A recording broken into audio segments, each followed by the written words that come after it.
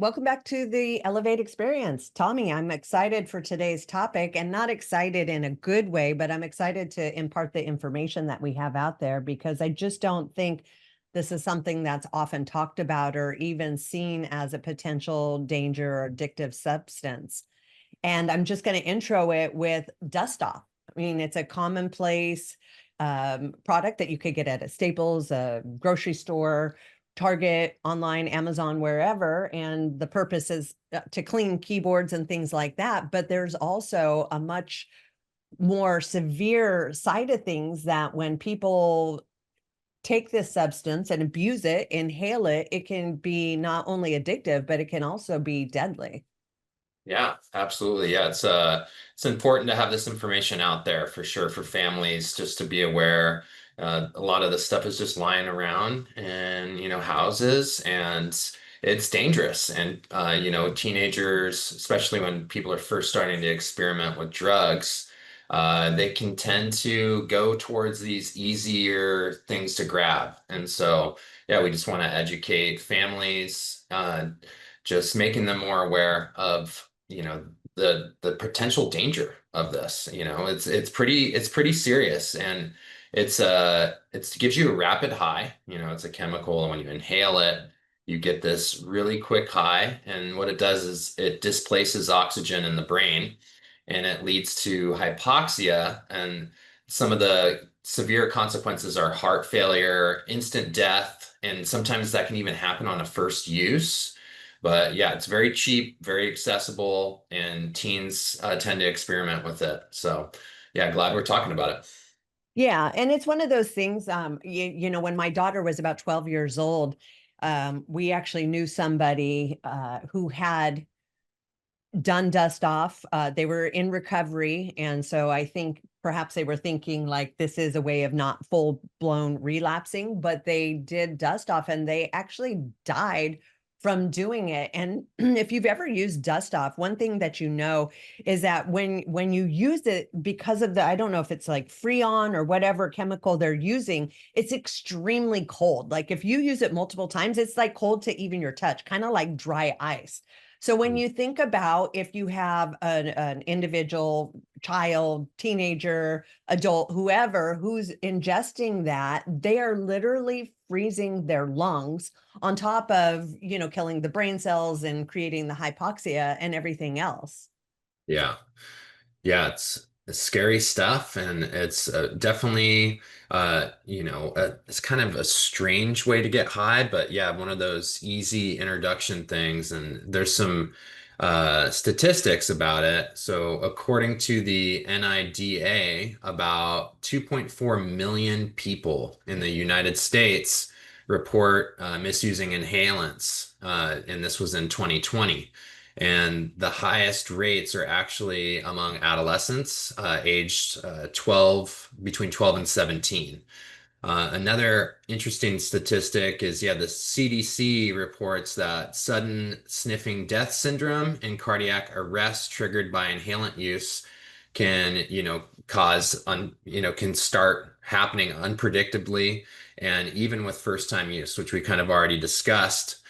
There's hundreds of deaths each year in the US, and it's often actually from heart failure, suffocation, or, accidents while being intoxicated. So somebody could be using dust off while driving, operating machinery, maybe skateboarding or doing something somewhat dangerous, trying to, increase their experience in some way through drugs, and it can lead to death just because of the that high that it gives you, that sense of euphoria, and it can really disorientate you.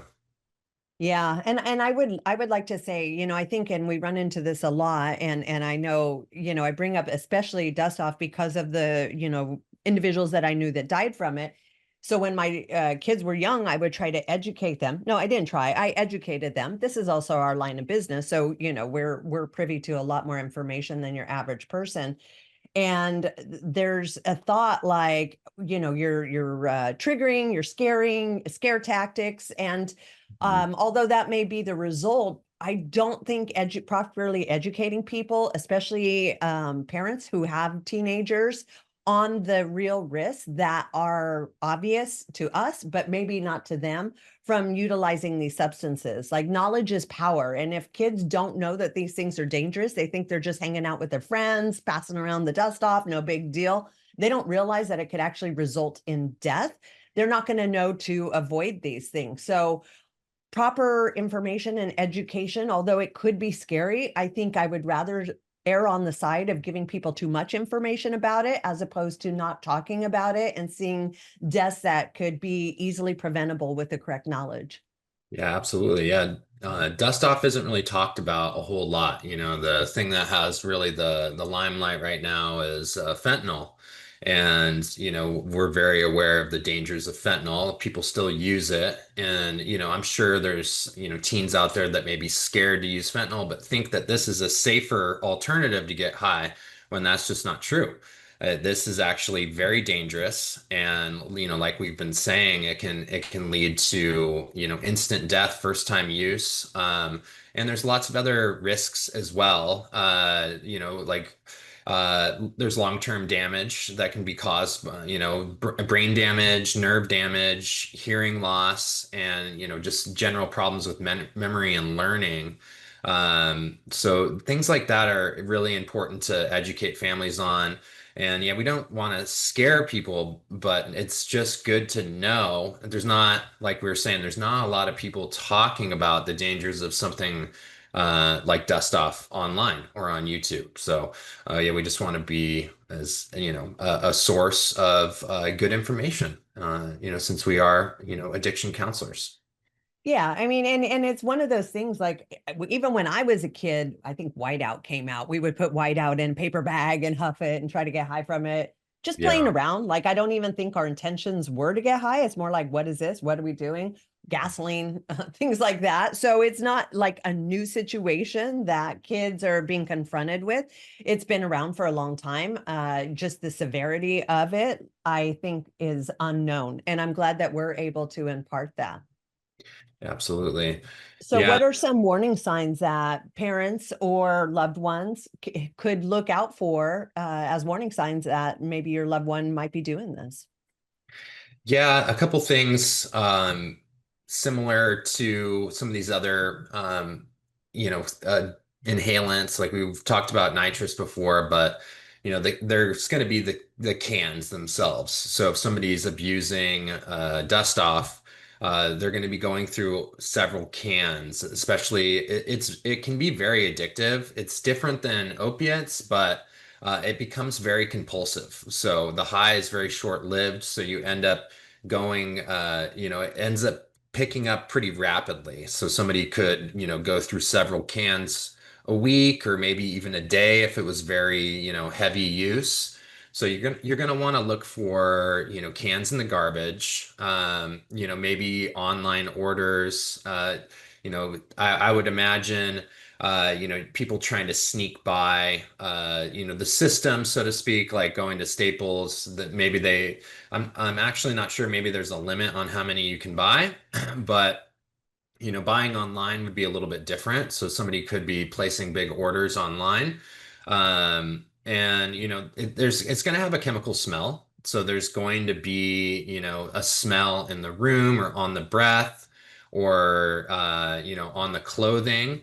And, you know, there could be obviously sudden mood changes. So noticing a kind of dramatic shift in mood.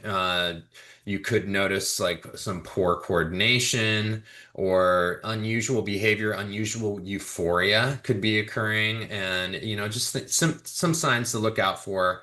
Definitely, this is a trickier one to because the high is so short-lived. Yep. So it's easy for, you know, a teenager or adolescent to hide it for the most part. But I would say, yeah, checking the garbage, you know, seeing if there's cans of this stuff, multiple cans, then you know there could be some abuse there for sure. And yeah, that change in behavior, there's that defensiveness that comes along with addiction. So someone If you're asking them questions about what they're doing, I mean, it kind of sounds like any teenager, they get defensive, but maybe a shift in that where it becomes more extreme could be something to look out for as well. Absolutely. I like that you touched on, and I, as we were talking, I was realizing like very difficult to detect because like with other substances, you could get high and it has a longer lasting effect. This is straight up, almost straight down. So as a parent or a loved one, you have to be very mindful of that because they could appear totally normal 5 minutes after they do it once they come down.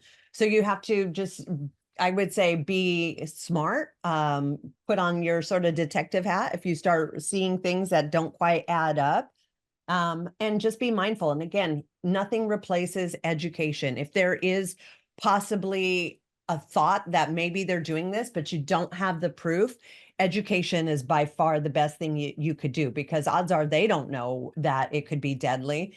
And so properly giving them the information, the statistics, the sort of things that could happen from this kind of use could be enough to get them away from it.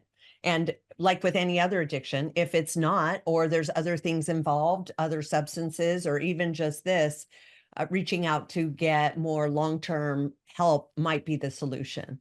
Yeah, absolutely. And that's what we're here for. We can definitely accept people that have this sort of compulsive huffing behavior. And we have a great program to help give them some real life skills, some real tools to better manage whatever they're going through. Being a teenager is difficult, and so often people, reach for something to make that seem a little bit easier, but it's never the answer. Getting high is never the answer, and it usually leads to wanting to use more drugs, and it really can take off from there. And this kid could be a one of those stepping stones to harder drug use. Absolutely. Yeah, as far as education goes, I would say the deaths is definitely something that's scary. The nerve damage is absolutely scary because that can be irreversible. And then organ toxicity. So, anything you put in your body has to go through, its system. So, your liver has to process it. And something unique about this particular toxin is it can get in your bone marrow, and that is kind of a hard thing to clear out and change. So the long-term effects could really be prevalent with something like dust off.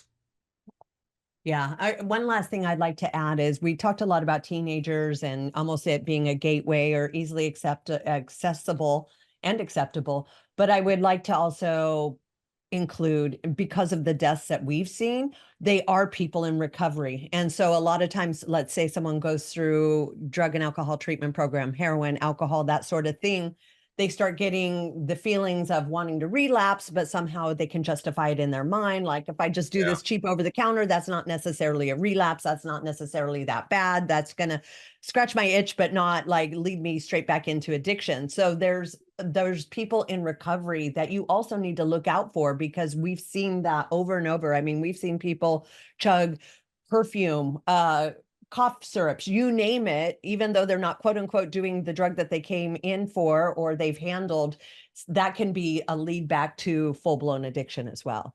Right, absolutely. And it's not something that would show up in a urine test. It's not something you can breathalyze for. It's definitely a sneakier way to get high, but it doesn't. And yeah, people justify it's, I got sober and I'm trying to come off fentanyl, but this isn't fentanyl, so I'm still doing, good in life. But the dangers is what we really want to magnify and highlight here.